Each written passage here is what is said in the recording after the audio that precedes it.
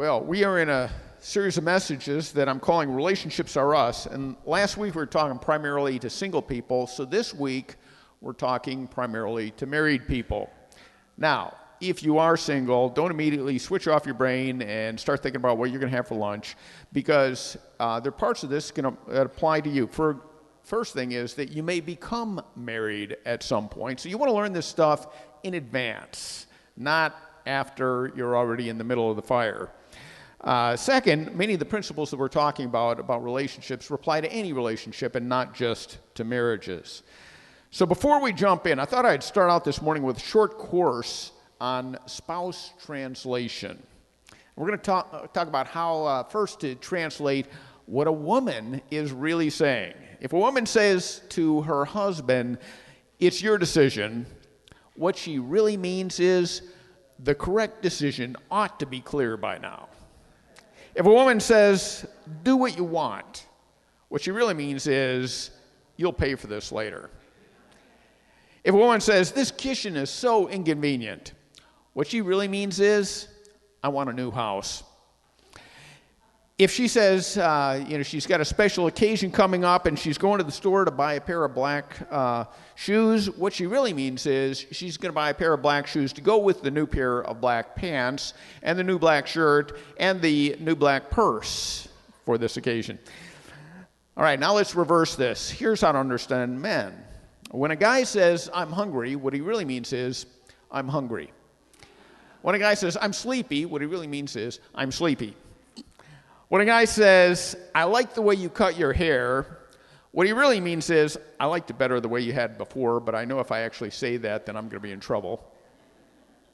If a guy says, for the first time in a situation, "What's wrong?" what he really means is, "I don't know why you're making such a big deal out of this." If he says the second time in a conversation, "What's wrong?" what he really means is, "What meaningless self-inflicted psychological trauma are you going through now?" And if in a third time in a situation he says, "What's wrong?" what he really means is, "I guess sex is out of the question tonight, huh?" Okay, so now that we've solved all of your communication problems, how many times you've heard somebody say about their marriage, "I don't know what went wrong. It just didn't work out the way we thought"? And the truth is, there are no new marriage problems under the sun. Any problem you've ever faced has already been experienced in millions of marriages already. And in fact, most marriages are really pretty similar, because almost every marriage goes through certain stages. In fact, you could sit down with a marriage counselor, and within a minute, after asking a couple questions, he can tell, or she can tell, what stage your marriage is in, because the stages are so common. So we're going to look at 5 of those common stages in marriage and see what the Bible says about those today. And these stages are not precise. You don't always go through them in the same order, and sometimes you might actually go backwards if a crisis hits, but this is the general pattern in marriages. And the first stage that marriages typically go through is the happy honeymoon. And this stage could last a week, it could last a few years, it might be over before you even actually get married. And by the way, on your outline in the bulletin, I put some spaces to help you to apply this to your own marriage, or if you're divorced, you can apply it to a past marriage or your parents' marriage, whatever. But on each stage, I put a blank saying years. And so for Kathy and I, the happy honeymoon stage lasted about 1 year. My wife Kathy said it might have been actually up to a year and a half, but somewhere in that range, the happy honeymoon ended. And, the reason we know this was happy honeymoon is because that first whole year, we did not have a single serious argument. It was all happy honeymoon. There's a book in the Bible that describes this stage. Song of Solomon is a great picture of the happy honeymoon stage of marriage. If you look at chapter 2 of Song of Solomon, Solomon and his new wife are describing each other, and Solomon says, "Like a lily among thorns is my darling among the young women." And Solomon is clearly head over heels in love. And then she says back, "Like an apple tree among the trees of the forest is my beloved among the young men. I delight to sit in his shade, and his fruit is sweet to my taste. Let him lead me to the banquet hall, and let his banner over me be love. Strengthen me with raisins, refresh me with apples, for I am faint with love. She's saying, I am devastated with this guy. He makes me weak in the knees. I'm faint with love. And I love verse 8 where she says, look, here he comes, leaping across the mountains, bounding over the hills. Wives, can you imagine your husband leaping and bounding into the room in his boxer shorts? You know, that's kind of a scary image to me, honestly, but it worked for Solomon. And this describes this first stage of marriage. I put on your outline 4 words that describe this stage. Number 1 is intensity. These newlyweds are focused intently on each other. She says, I'm faint with love. That's what happens at the first stage of marriage. You're wrapped up in each other, and the feelings are intense. Another word that describes this stage is idealism. You have a tendency in the first stage of your marriage to put your partner on a pedestal. If we look at chapter 4 of Song of Solomon, he says, how beautiful you are, oh my darling, how beautiful. And then he starts describing you. Your eyes behind your veil are doves. Your hair is like a flock of goats. Your teeth are like a flock of sheep. Now, this is where I have to give you a warning. Do not do this at home. Because if I told my wife, Kathy, your teeth are like a flock of sheep, I'd probably be sleeping on the couch for the next 2 months. But it worked for Solomon. Your lips are like scarlet ribbon. Your mouth is lovely. Your temples behind your veil are like halves of a pomegranate. Your neck is like the Tower of David, built with courses of stone. And then he keeps going down, and it starts to get R-rated. So we're going to skip down to verse 7. You are altogether beautiful, my darling. There is no flaw in you. Now, the truth is, there is nobody on earth who has no flaw in them. But at this stage of marriage, your mate looks just about as perfect as it's ever going to get because we overlook the differences and we overlook the faults. It's idealism. A third word for this stage is indulgence. At this stage, there's a lot of giving in to each other and giving up things for each other. You know, whatever you want, darling, whatever makes you happy makes me happy, right? That's the kind of attitude. He can't stand shopping, but he goes to the mall anyway with his wife. And she can't stand sports, but she goes to the football game anyway. You go out of your way to be loving and patient. And so this stage is described by intensity, idealism, indulgence, but there's one more word that describes this stage: ignorance. And the fact is that you don't really know that other person yet. Not the way you will after 20 years of marriage. You're in love with an incomplete image of them. You don't know what they're really like, and you don't know what you're really in for. You see, during this first stage, we tend to ignore our differences. We overlook our faults, and we smooth over any conflicts. But this happy honeymoon stage cannot last. The intensity and idealism and indulgence cannot last because the ignorance doesn't last. You start to get to really know that other person, and sooner or later you wake up to the reality that, oh, they do have some faults, and we do have some real differences, and after reality starts to sink in, the first stage kind of floats away, and we come to stage 2. Stage 2 I've called the what was I thinking stage. The enjoyment turns to argument. For Kathy and I, this started after a year and a half of wedded bliss. The fight started, and our marriage turned difficult. We started to argue about everything under the sun. I'd say we spent about 2 years in this stage.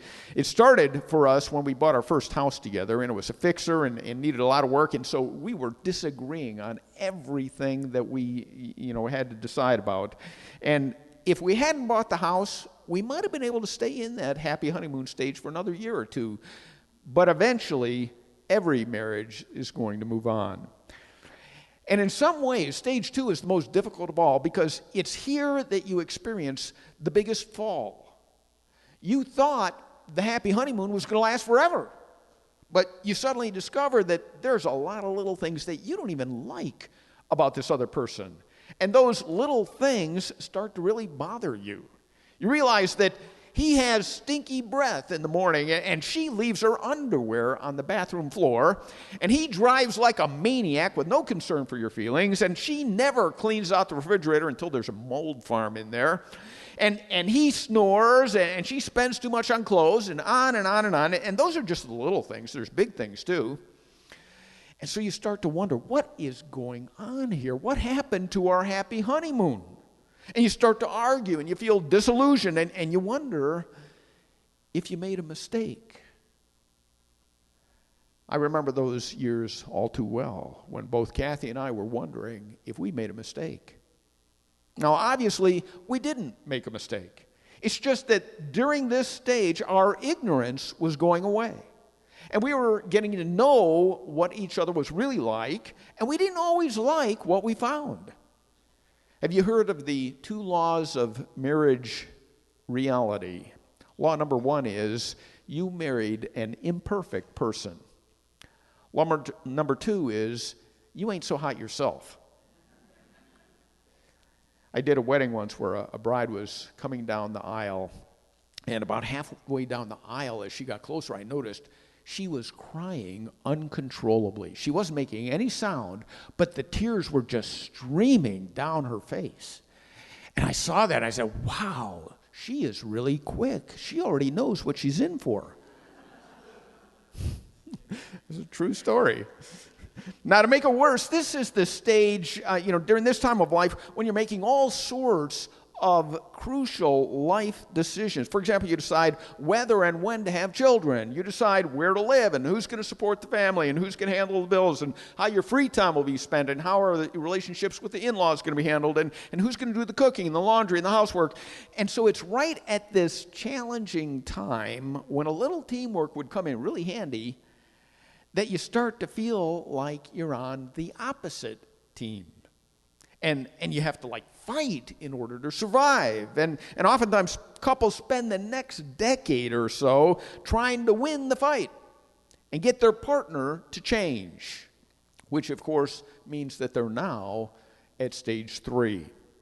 And by the way, stage 3 tends to be the longest of all the stages. You can spend decades in stage 3, and it often happens. This is the one that people most often get stuck at. Stage 3 is everything would be great if you changed. I would estimate that Kathy and I spent years 3 to 20 of our marriage in this stage. It took us a long time to learn. I hope you are all, if you're not past that time in your marriage, I hope you're way quicker than us. In stage 3, there's 2 ways of looking at things: my spouse's way and my way, which is also known as the right way. And so couples spend years in stage 3 fighting long and hard to get their partners to admit that they're wrong and I'm right. And in stage 3, both partners are absolutely convinced of one ultimate truth: do it my way and the marriage will work. Do it yours and it won't. And each partner has a hard time understanding why their spouses are so glued to their own way of thinking and seeing things. Why do they refuse to see things my way? What is wrong with them? Are they just plain ignorant? And of course, I assume that it's the other person's stubbornness and spitefulness and a need to control that makes them that way. Otherwise, they would see things my way. Of course, I don't realize that they're thinking the exact same thing about me. And over time, partners tend to just dig in their heels more and more, and they're so convinced that they're right that they don't put in a whole lot of effort trying to see it from the other person's point of view, which is why this stage can go on for years. On average, couples that divorce do so after an average of 8 years, and couples that divorce are virtually always in stage 3. Did you know that the same man who wrote Song of Solomon also wrote Proverbs 27? Same guy, Solomon. But notice the change in attitude. In Song of Solomon, he's saying, you're perfect, you're flawless, this is wonderful, this is fantastic, I'm in love, there's nothing wrong with you. A little while later in Proverbs 27, Solomon says this about his lovely wife: a quarrelsome wife is as annoying as constant dripping on a rainy day. Stopping her complaints is like trying to stop the wind or trying to hold something with greased hands. Same guy. Now, how did he find out the second part? Sounds like stage 3 to me. Let me give you 4 words that characterize stage 3 in a marriage. Number 1, dullness. Boredom sets in. You become complacent. You lose interest in working on the relationship. Maybe you let your appearance go. When you're dating, you always look perfect. But after you get married, you put on a few pounds, you start letting it all hanging out, and you're not too worried about your looks. And your attitudes change. The attitude in the happy honeymoon stage is anything you want, darling. In stage 3, it's get it yourself. Dullness and routine. A guy in this stage marriage went to buy his wife a gift. So he goes to the cosmetics department. He asks the clerk, I want to get some perfume for my wife. And so she brings him back a bottle of perfume for $50. And he says, well, that's a little expensive. So she goes back, she gets a smaller bottle for $30. And he says, well, that's still a little expensive. And the clerk is getting disgusted by now, but then she goes and gets a little tiny bottle for $20. He says, well, what I really want is something cheap. So she handed him a mirror. Dullness. There's also defensiveness. You start protecting yourself. You're not as open and vulnerable as you were with what you say. You kind of keep your guard up and protect your back because the criticism and attacks hurt.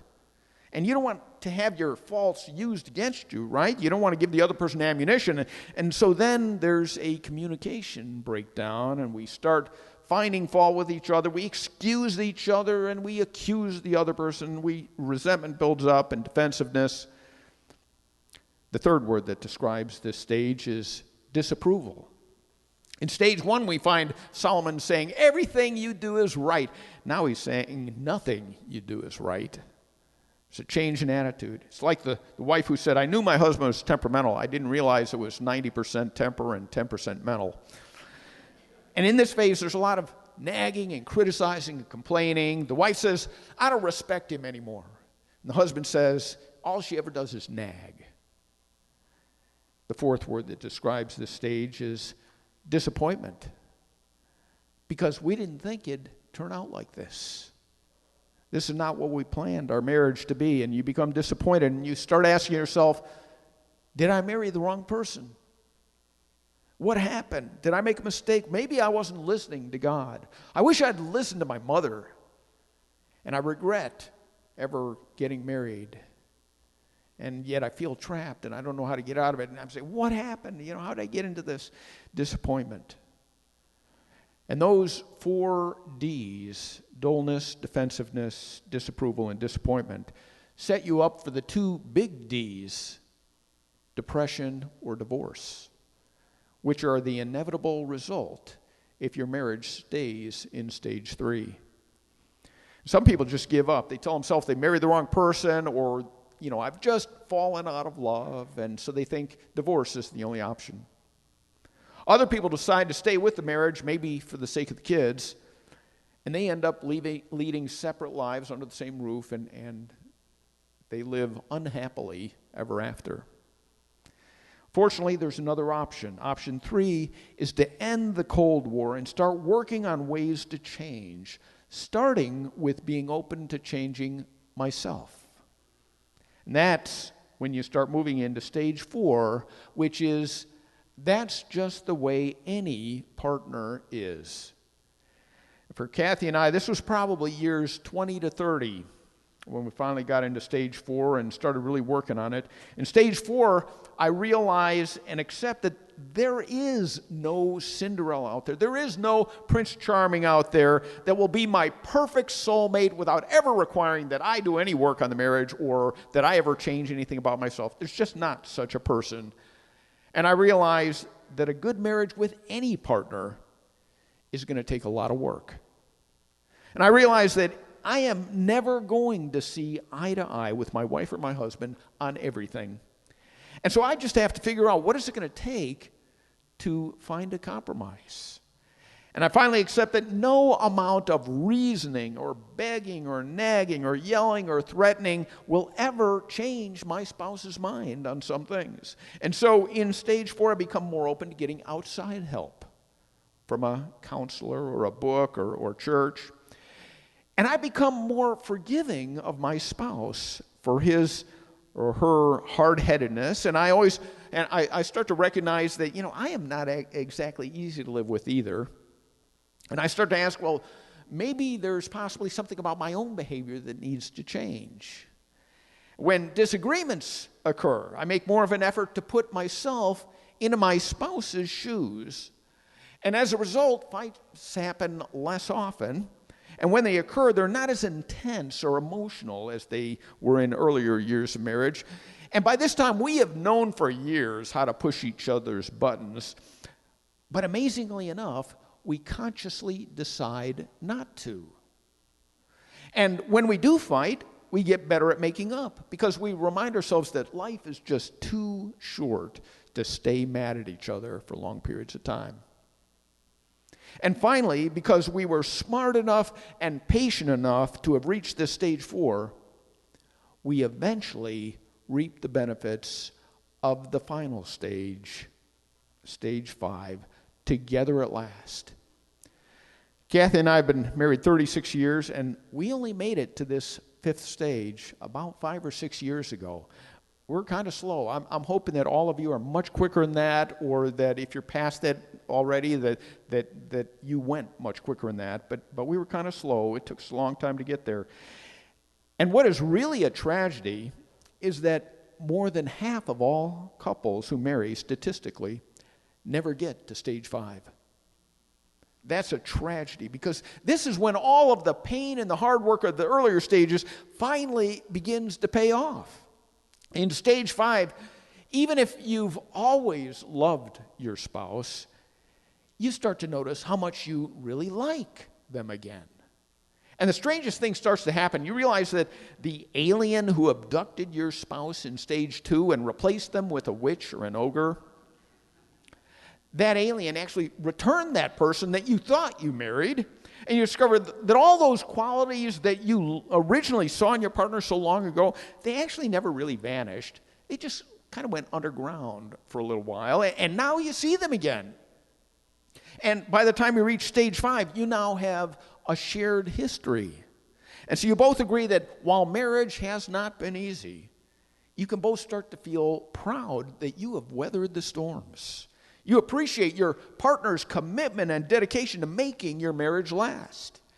And if you have children, by now they're older and more independent, and it allows you to focus on your marriage again, so you feel closer and more connected. And it's like you've come full circle.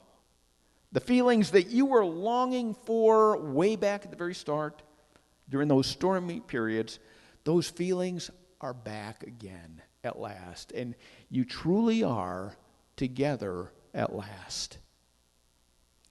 Stage 5 is described by 1 Corinthians 13, the famous chapter of love. It really describes stages 4 when you're starting to really work on this, and 5 of your marriage. You start to apply this chapter.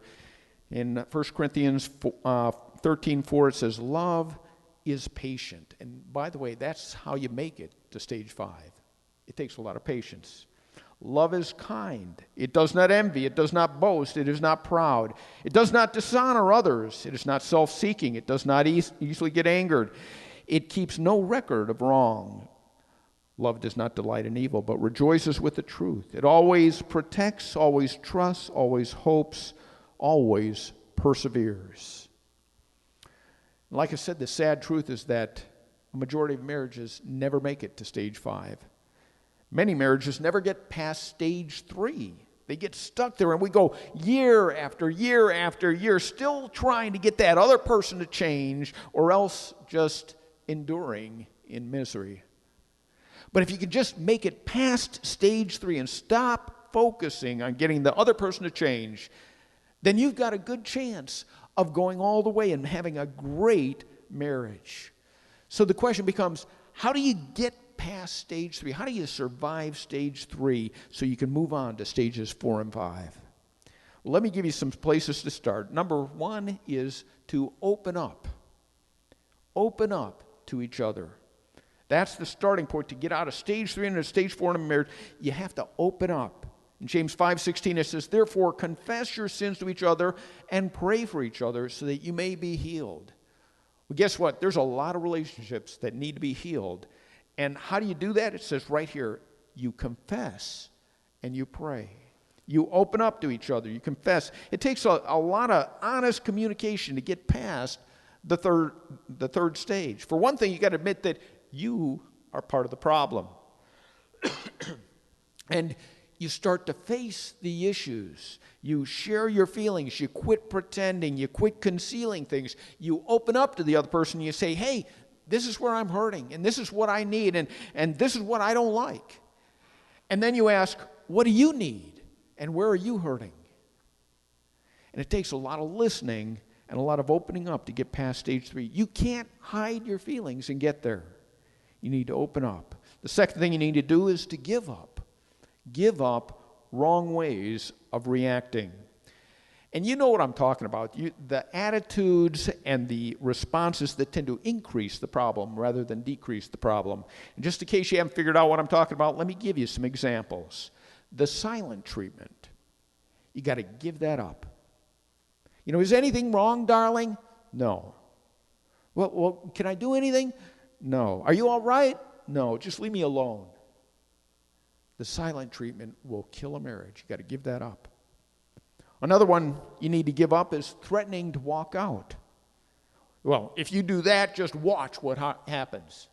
You may not say it outright. You may not mention the D word, divorce, but we hint and we threaten about what might happen. Give it up.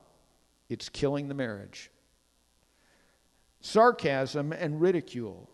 You may think it's cute or it's funny, but sarcasm and ridicule never built a marriage, and it's torn apart innumerable marriages. Blame. You got to give up blaming.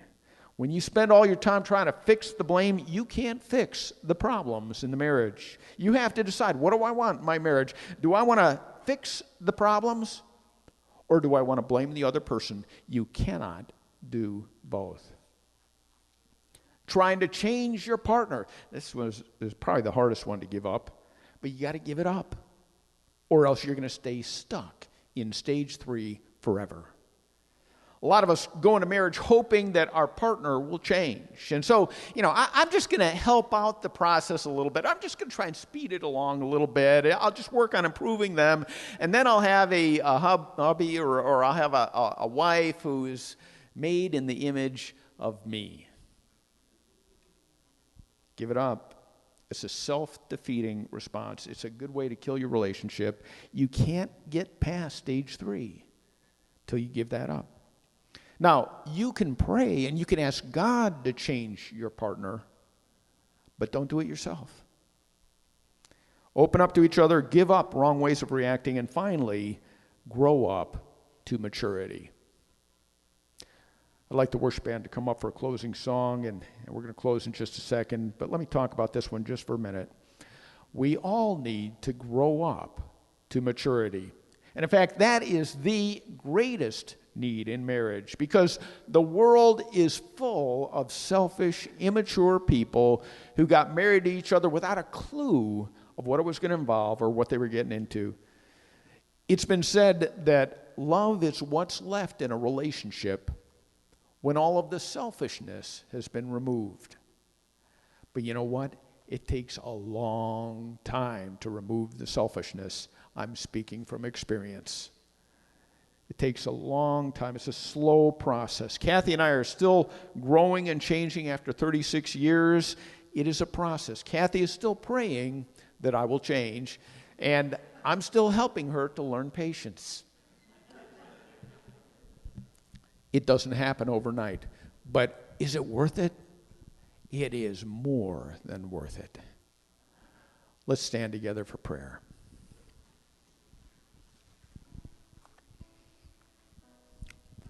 Will you bow with me? And would you in your heart right now just take a second and pray to God and tell him whatever feelings you have toward your relationship right now. If you're married, then that's obvious. If you're not married, just tell them about whatever relationship is most important to you right now.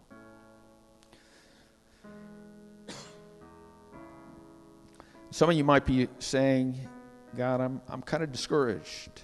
I'm kind of depressed. My marriage is dull, or it's full of arguments and conflicts. Just admit it to God, whatever it is. Now would you say, Jesus Christ, I admit that I'm a part of the problem. Sometimes I'm just plain selfish. Sometimes I'm resentful. Sometimes I'm stubborn. Sometimes I'm defensive. Jesus, would you please help me to change? Would you help me to open up and to confess and share my feelings? And would you help me to give up those things that I'm doing in my relationship that are self-defeating, that don't build a marriage but tear it down? Things like threats, ridicule, sarcasm, blame, the silent treatment, trying to change my partner.